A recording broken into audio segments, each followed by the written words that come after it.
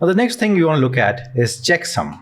Okay, checksum is also not encryption. To understand checksum, you remember we had a client and a server, right? And in one of the previous videos, we saw how the server sends a message, which is also called as a MAC, message authentication code, where the message has a checksum, where this is like an additional payload, which the client can recalculate and reconfirm that it in fact is coming from the server. Okay, so that's what checksum does. Now let's dig down deeper. Let's understand the use case and why it exists. Okay, checksums are like a quick error check.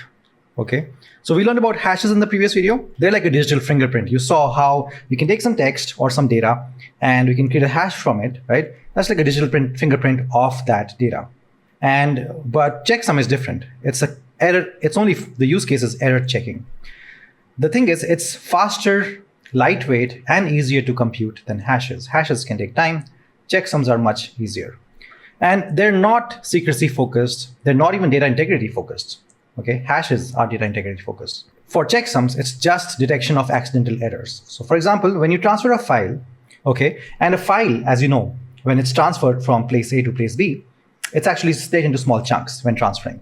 And few of the chunks and bits can be misplaced or corrupted when this transfer is happening. Now, at the recipient end, right, the checksum can be recalculated at the receiver, and we can verify if in fact everything was received properly or some of the chunks and bits have been misplaced or corrupted.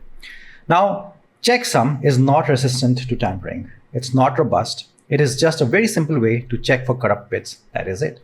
Just want to take a quick break to tell you something important. If you have some years of experience in the industry, you know that just knowing system design concepts is not enough. You need to know how to break down complex problems and apply all of the concepts that you know. Now, there are many system design courses on the internet, but they break down simple problems like e-commerce platforms, social media platforms. But what about someone breaking down Open AI or Hugging Face or Cursor, the kind of platforms that will be built in 2025 and beyond? And this is why I've built the perfect 3-month advanced system design bootcamp, where you break down distributed systems problems, decentralized platforms problems, and AI infrastructure problems. This cohort is for more advanced people who have a few years in the industry, they know quite a lot of system design, and are now looking to upskill. If you think you're a good fit, there's a form in the comments and in the description of this video. Fill it up. We'll check if you're a good fit, and we'll set up some time with you. Now let's get back to the video. And this is why it is actually faster, lightweight, and easier than hashes to compute. So the main difference between hash and checksums is that hashes are collision resistant. So we learned about hashes in the previous video, but we did not cover the fact that they're collision resistant. And what that means is it's almost impossible to reach the same output with a different data. So when you're calculating a hash, let's say you had the input text as ABCD and you read some hash with it. Then the next input was some other data like CDEF, and you read some other hash. Now, millions of such combinations can exist. Millions of such inputs can exist. Now, what collision means is that for one input and another input, the output hash could be same, whereas both of the inputs are different. And that's collision.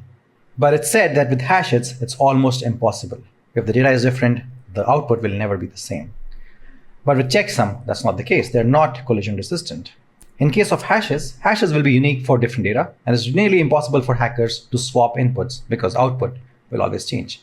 But you can't say the same about checksums. So checksums and hashes are both deterministic. Same input will always have the same output. Okay. So if you have the input as A, B, C, D, the hash for this will always be the same, and similarly, the checksum for this calculated will always be the same, right?